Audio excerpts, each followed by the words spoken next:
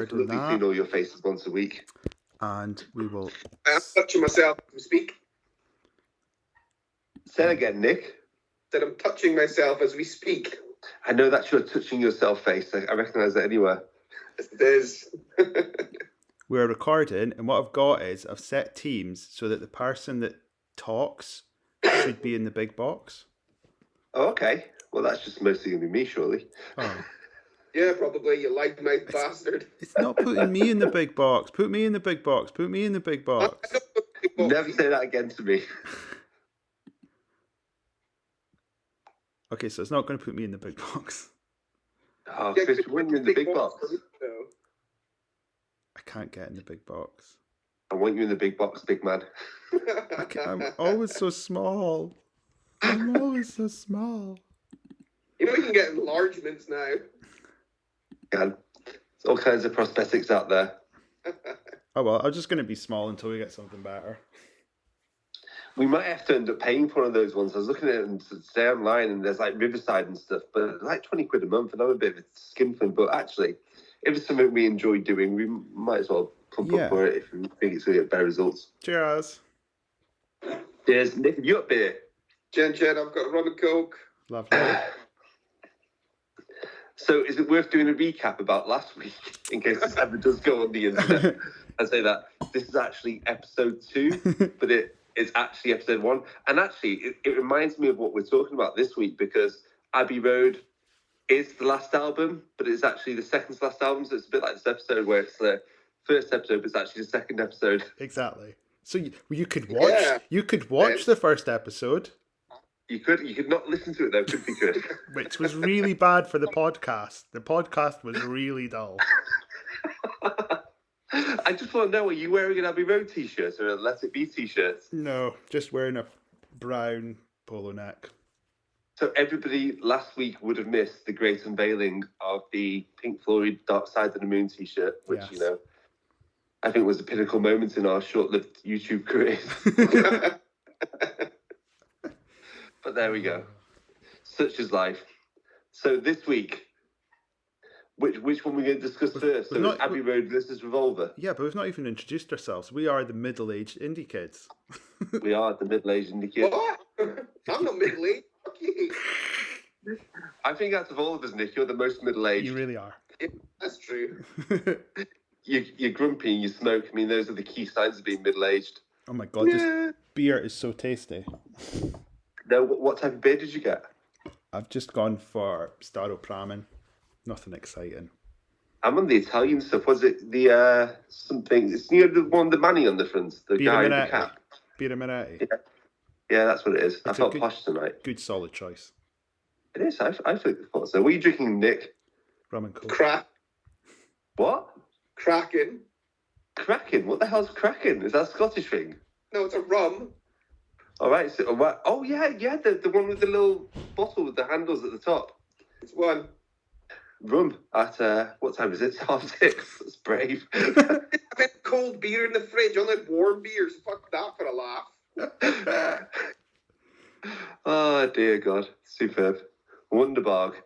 Right, so Chris, just remind me of the way this has worked. So, in your list of the top 100 albums, which one's 3 and which one's 4? Oh, that's such a good idea. I think they put. Well, you need to be prepared in this, and you know, Googling shit as you speak. Not wrong with Googling shit. That's basically how I've got my career. They've put Abbey Road as number 3. You see, well, my Excel scoring agrees with that, so let's discuss. Well, your Excel scoring is wrong. No, it's absolutely not. So which one are you going to discuss first? Are we discussing Abbey Road first? Abbey Road. The problem with Abbey Road is it's 2 albums in one. The second side is an album, just like OK Computer and Dark Side of the Moon, and it all fits together as an album. And side 1 is just a bunch of random people putting their songs together in a random order, and it just does your absolute head in. You see, the way I see it, the first half is like the singles. So you've got Come Together, you've got Octopus's Garden, you've got Here Comes the Sun, B-Cars. You got the hits. Then you get to the second half, and for me, the last, well, I'm not sure about Her Majesty, but certainly Golden Summers, Carry That Way, The End, She Came Through the Bathroom Window. I think that's the best ending to any album I've ever heard in my entire life. I just think the way those songs blend together, and I think it's a fitting goodbye for the Beatles. I think it does them justice. If they'd released it after Let It Be like they should have done. Yeah. So here's the thing, right? I know we're talking like Chris, you're saying the first half of the album just sounds like a bunch of songs put together. I thought that about Revolver when I was listening to it. For like the first like 6 songs or something like that, I just felt like they'd just gone, I heard some random songs, boom. But maybe that's just me, I don't know. Yeah. It's just like Come Together, then a ballad, then is it Octopus's Garden next? Or no, Maxwell's Silver Hammer, a kid's song, and then I love that one. It's not a kid's song, it's about murder. And then Oh Darling, which is some 1950s bebop thing, and then another blooming kid's song, an Octopus's Garden, and then Here Comes the Sun's Love. It's just all over the shop. And then I Want You, She's So Heavy is like heavy rock, and it's at least 4 minutes too long. Just goes on and on and on.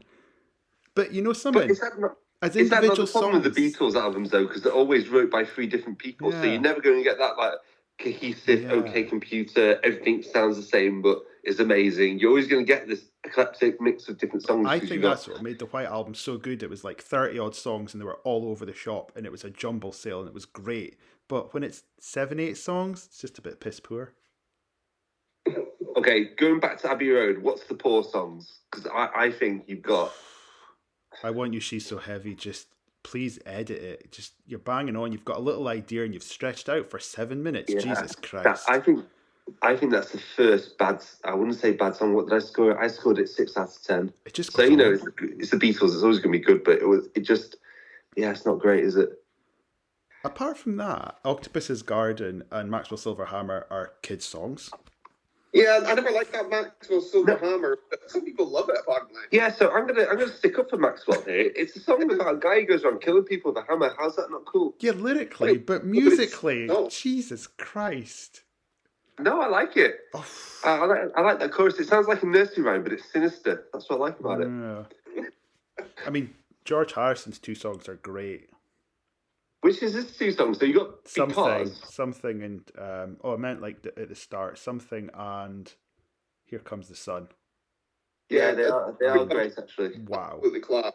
Yeah. What did McCartney bring to it? Bloody Maxwell Silver Hammer and Oh Darling, which sounds like sausages probably. Which sounds like a Let It Be outtake. That's poor for him. That is. But then he brought Golden Slumbers at the end. You know, he wasn't sleeping through the entire thing. Yeah, that's his favourite Beatles song. Good taste. That's why he married her. She claims it's too short. I says listen to it twice. Yeah, absolutely. That's always the trick. Songs can never be too short. So I know what you're saying about George Harrison's best songs being on that, but I think that George Harrison's worst song is on Revolver as well. So Love You Too. What's that about? Yeah. It's not good, is it? If we're moving on to Revolver, it ends on a really seedy note as well. Because I think the last lyric of the song is "I will make love to you if you want me to." just a bit weird, isn't it? I think the thing is, see on Revolver, imagine if you took out Love Me Too, Love You Too, and Yellow Submarine and replaced them with Paperback Writer and Rain.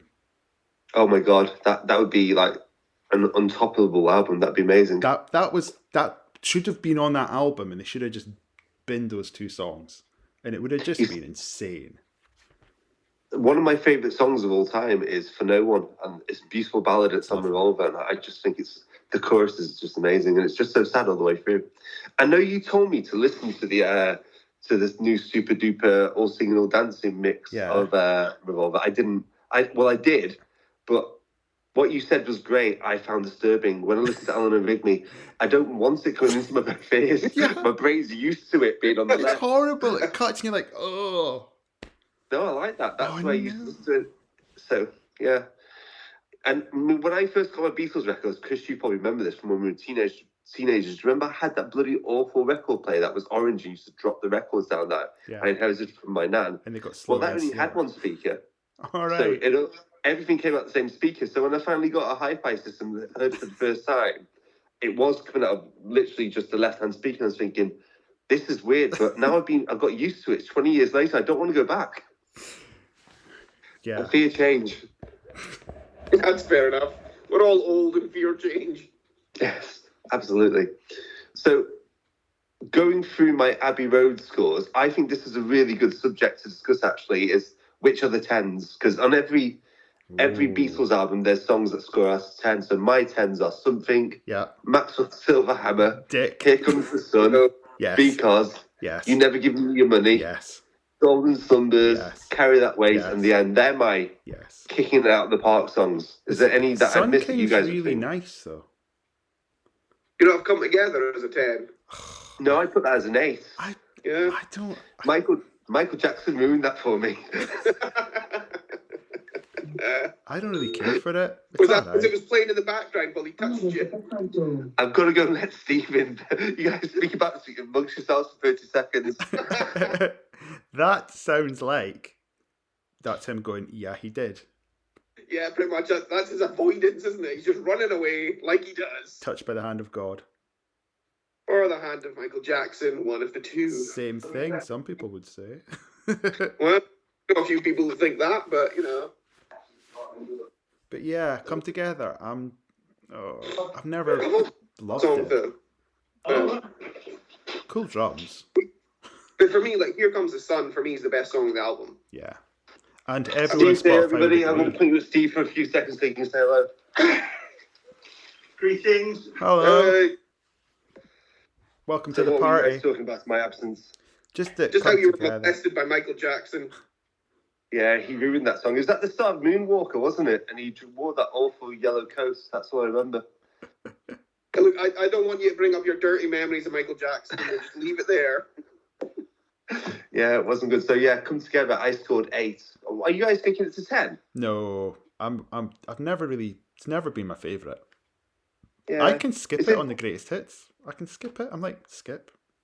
Yeah, it's not the best song. But again, second track in Something absolutely amazing. You should have started off with Something and had Come Together as the second song. Oh, that would have just changed everything. Ooh. There's no way Lennon would let that happen, though, is there? No, probably not. Bless him. Does he not normally have the first song on every album? It's Taxman and Lennon's song, isn't it? No, that's Harrison. Is that Harrison? Yeah. Harrison do Taxman? Yeah. Are you sure? It's moaning. It's literally moaning. It's literally George Harrison doing what he does best.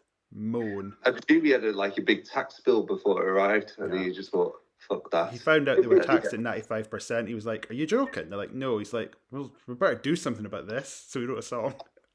I guess it's a protest song then. Do you know the best thing about Revolver, though, is Taxman and Andrew Bird Can Sing are literally the start of indie music. You think? Yeah. I was thinking something similar, but it was for which one is it? She Said, She Said. And that as well. It's like it's got that kind of trashy guitar line. I love it because it's got the vocal melody, and after the vocal melody, the guitar repeats it, doesn't it? Slightly behind it. So I think that's something that was used massively in like the Britpop indie scene, and Cooler Shaker used it loads as well. So, but yeah. Bet you Cooler Shaker never thought they'd get mentioned on the best podcast in the world. Bet they didn't know. It certainly didn't. But after listening each album back to back, She Said to me was a surprise, because I'd always kind of like had it down as this mediocre track. No, but actually driving to work this morning with it turned up, it sounded immense. I thought, yes, I need to go back and listen to this. And actually, Dr. Robert was all right as well. Yeah, the drumming's so good in that album. It's just so good. Do you think they got a different drummer in? Leave Ringo alone. I think he just thought, I'm going to experiment. I think he just thought, I'm just going to start doing something different. Was Revolver the first? Probably. Was Revolver the first album they did after they decided to stop touring? Oh, roughly, yeah. I think it was around that time, wasn't it? You can tell. Yeah, no, yeah. They decided they weren't going to tour it. Was it Help then Revolver? Rubber Soul. Help, Rubber Soul. Help. And so it might have been just before Rubber Soul came out then, because I know there was it after Help when they said that's it, we're no longer touring, we're just doing studio albums. It's after Rubber Soul because there's footage of them singing Nowhere Man and stuff live. Oh, there is. You're right. Yeah. Yeah. So actually, that makes sense because Revolver's a lot more experimental. So you can tell that you suddenly let loose from the constraints of we have to do this live to let's just do what the hell we want in the studio. And you can tell that it stands out a mile. I mean, imagine trying to do Tomorrow Never Knows live. nightmare. I mean, it's just amazing, isn't it? It's just unbelievable. Yeah, it is. Absolutely. So, Nick, let's start with you. What's best, Abbey Road or Revolver, and why? Don't give a shit. It's not the Holy Bible by the Manics, so I don't care. I've never been a huge Beatles fan. Like, I understand how important they are at music and stuff, but it's a lot of the stuff. They've got really good songs, but I've never had an album and listened to and gone, "Oh, that's amazing! I want to listen to it over and over and over." Matt's died. Phone 999. I just got attacked by my Bengal cat. He's here, little bastard. Look at him. That's amazing. Hey, little cat. Right, so what I'm going to have to do is go and put him in another room because that's just going to keep happening now. Give me 2 seconds. He's away again. So good. So, yeah. But between Revolver and Abbey Road, to me, there's not that much difference in the score-wise. There's good songs on both albums that I really like, shit songs on both albums. But it's both good albums. I don't have a favourite out of either or, to be honest. You're just ambivalent to both of them. Ambivalent, is that the word? Yeah, it is. Yeah, it is, but I would be ambivalent rather than ambivalence. But anyway, that's matter. So yeah, I don't know. I don't really have a favourite out of either or. If you pushed me, I'd maybe say Revolver, but 6.5 dozen. It's definitely cooler. It's definitely the coolest of the two. It's cooler. It's the cool kids answer. Yeah, we'll go with that. Yeah. It's like if you just dipping your toes in the river of the Beatles and you're at a party and someone says, "What's your favourite album?" If you don't know much about them, it could be Sgt. Pepper's. If you want to hear really, really, really cool, you say Revolver. But if you're old school like me, you say Abbey Road. Just those ending last 3 tracks, life-changing. They are so good. So you only like Abbey Road because it worked out in your Excel spreadsheet is the bet. I know, I was on the bench yesterday, but Excel has spoken. He had to do Excel to decide. I did. What's the score? So Revolver averaged at 7.7, and Abbey Road came out at 8, so it's like 0.3 in it. Here's an interesting question. What's the worst song on each album? Excluding the nursery rhymes? No, let's go for the nursery rhymes. Yellow Submarine, because it's one of the worst songs of all time. It's just utter pish. It's worse than Love You Too. It is. It's pish. No. I don't mind. I don't mind Yellow Submarine. It's horrible. It's not worse than Love You Do. It is. 2. Did I say Love You Do? I'm doing 2 songs at once. You prefer Yellow Submarine to Love You Too. So, in other news, Hugo, the Bengals just escaped and is attacking Steve, so I'll be back in a second. Worst podcast ever. Oh, that's good. Cats always get hits. People like cats. Put cat in the title as well. Yeah, put cat in the title. So, Chris, that was your worst song, Yellow Submarine. What's yours, Nick?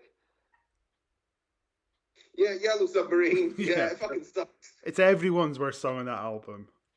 No, I'm going to go for my lowest score songs. So on Abbey Road, I have got Sun King at number 4 with 4 points out of 10. It's so beautiful. Their voices are just like butter. Maybe I don't like buttery voices. No, I wasn't a fan of that. I just found it a bit cheesy. And on the Revolver album, what's my lowest score? Actually, I've got two joint losers. I've got Love You Too at number 5, and I Want to Tell You also 5 points out of 10. So it's a bit boring. It's a bit ploddy. And I put Yellow Submarine at 6, one above it. Shocking. You should be ashamed of yourself, Matt. Shame. Well, the way I see it is like Yellow Submarine is probably one of the most famous songs of all time. Yeah. So how can I give it lower than those? So it's the frog chorus, isn't it? Shit. No, it's got something special to it, or it wouldn't have caught on. Stats don't lie. I'm sorry, but Wannabe by the Spice Girls is a very well-known song. Doesn't make it any fucking good, though. You know the best part of Yellow Submarine is when Paul McCartney sings and the band begins to play, and then you actually hear a brass band playing. That's genius, that is. That is really literally musical theatre. It doesn't get better than that. Oh, God. You're a fucking child, Matt. It's awful. I was happy with that part. I think that's where the inspiration for Sgt. Pepper's came from. Oh God. Anyway, we haven't heard Chris's opinion on the albums. Yeah. So Revolver, so unlike last week's, Revolver is a good album, but it's not coherent at all. It's just a collection of really good songs, really top notch. They're being inventive. They're just loads of indie music, rock music, lovely ballads, and Yellow Submarine. And Abbey Road, second half, perfect. First half, random collection of songs. And if I Want You, She's So Heavy wasn't on it, it would be a lot harder. But it's got I Want You, She's So Heavy, Octopus's Garden, and Maxwell Silver Hammer. So it's like so easy to say Revolver is the better album. You just literally named two of the best songs of all time. Maxwell Silver Hammer and Octopus's Garden. What's your problem with this? Are you the wifey from 500 Days of Summer, like? Oh, dear. Do you reckon, did Ringo actually write Octopus's Garden? Ringo wrote it and George helped him finish it off. So I nice. read a story once that he was asked in an interview if he was ever writing a song, and he said Octopus's Garden. Then, like 5 years later, it came out. I'm not sure if that's true. It took him years to write it. Told me that. Yeah, 5 years. I may have just made that up. No, as you get old, you make stuff up. Took ages, and they were bored while the Let It Be film was happening. So George just helped him finish it off, which I think is dead nice. Do you think George just got pissed off it? But fucking hell, Ringo, you so bleated on about the Octopus Garden song. Let's just get it done. Stop whining on about it. I think so. Oh dear. So nice. Bless him. Yeah. But you know what? I've never listened to any solo Ringo Starr albums ever. I know there's a few out there. Like, has anybody? Has Ringo? Do you think he goes and records it and goes, I'm never listening to that shit again, but I'll get £1 million? If they're full of classics like Octopus's Garden, and maybe missing a trick. I like that one. If you like that piece of shit, then you might like his single work then. For me, I quite like the fact that I feel like the bookends, aren't they? Octopus's Garden, Yellow Submarine, both Ringo songs, both about being underwater. I think it's nice. Yeah. Bit of continuity there. Lovely. I could do that. Yeah, why don't you just piss off and suck his cock and we can leave it? I think he'd be a bit wrinkly these days. I'm sure he'd still enjoy it. He'd probably enjoy it more than I would, I'd imagine. Oh dear. Right. So just so final scores on the doors. Nick doesn't give a shit. Chris thinks Revolver's the birth of indie music, which I kind of agree with some of it. And I prefer Abbey Road because XL tells me to. Superb. Nice, well done. Superb. So what's next week, Christoph? You're not going to believe this. Is it Beatles off again? Any more Pink Floyd, I'm going to fucking shoot you. Yeah, Pink Floyd is shit. So, at number 5, the 5th best album of all time is Kid A by Radiohead. What? Yeah. No. Okay. I mean, I like it. Don't get me wrong. But it's not. It shouldn't be in the best top 10 albums, surely. The 5th best album. Number 6 is Sgt. Pepper's. Yeah, okay. I mean, do we even need to do this episode? It's probably pretty worthless, isn't it? I will go back and revisit, and I've got lots of nice memories about Kid A because, as I said last week, me and you, Chris, went to the Warrington gig, the Big Top. When it came out, remember, we were comparing it to OK Computer. It won't be compared to OK Computer now. It'll just be Kid A. No, I'm still comparing it to OK Computer. Don't compare it. Just leave it on its own merits. You have to compare it to Sgt. Pepper, spreadsheet boy. Right, well, actually, I think Sgt. Pepper's got some dodgy songs on it, so we'll put it through the Excel machine, give it a few listens to see what happens. Superb. Anything could happen, who knows? Indeed. Have we been listening to anything good this week, new music-wise? There's nothing. Oh, actually, sorry, Matt, I meant to say, you were talking about Walt Disco last week. Oh, yeah?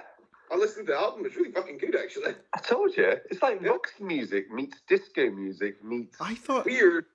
Can I say, it sounded a little bit like You Spin Me Right Round by Dead or Alive. There's nothing wrong with that. But like modernised and chopped up. I was like, this is doing... I'm sitting there trying to do Excel at work and there's things going on in my head. I'm like, I just can't. I'm like, not right now. please. Is this the one to put on the playlist? It was just mad. Yeah. I can't remember which one to put on the playlist now. Was it Selfish Lover? Yeah. Yeah. There's a time and place for it, and At Your Desk Doing Excel is not the time or the place. So you kind of just have music and that's it, really. Yeah. Try to concentrate on anything is not going to work. Yeah.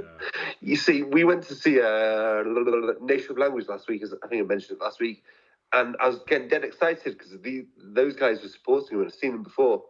And I thought, because I went with my dad loves electronic music, so he actually got me into Nation of Language.